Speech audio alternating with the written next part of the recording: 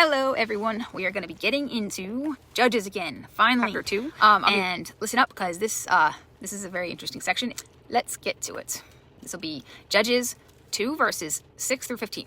After Joshua had dismissed the Israelites, they went to take possession of the land, each to their own inheritance. Let me quickly note here, this is after the walls of Jericho have fallen, so the Israelites have escaped from slavery in Egypt. They spent 40 years in the desert.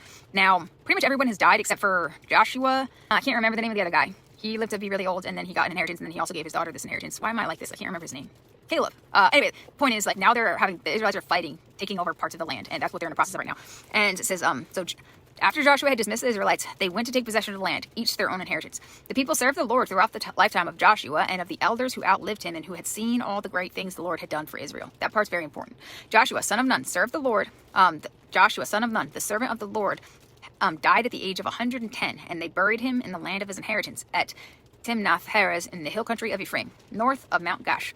After that whole generation had been gathered to their ancestors, aka dead, thoroughly dead, another generation grew up who neither knew the Lord nor what he had done for Israel. That is noteworthy. It says here, then the Israelites did evil in the eyes of the Lord and served the Baals. They forsook the Lord, the God of their ancestors, who had brought them out of Egypt. They followed and worshipped various gods of the people around them. They aroused the Lord's anger because they forsook him and served the Baals and Asherahs. The Baal, I think, had child sacrifice and all sorts of sketch stuff, and I think the Asherahs did a lot of sexual sin, probably other stuff. I'm not an expert on that. I just kind of vaguely know what I've gathered over time. In his anger against Israel, the Lord gave them into the hands of raiders who plundered them. He sold them into the hands of their enemies all around them, whom they were no longer able to resist. They were only able to resist, like they were winning battles before, because God was winning them for, like he was making them win, and God is no longer doing that. Now it says here in verse 15, when Israel went out to fight, the hand of the Lord was against them to defeat them, just as he had sworn to them.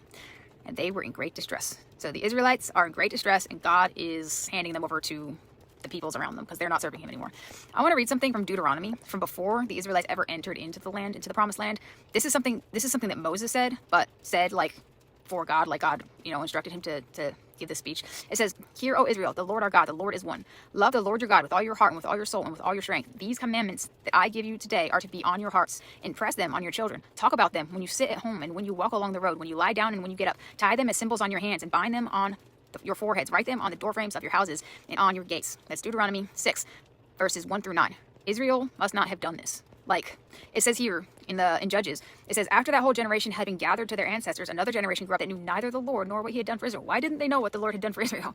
Because the parents of those kids were not, they weren't talking about it all the time. They weren't writing about it on the doorframes of their houses. They weren't talking about it when they walk along the road.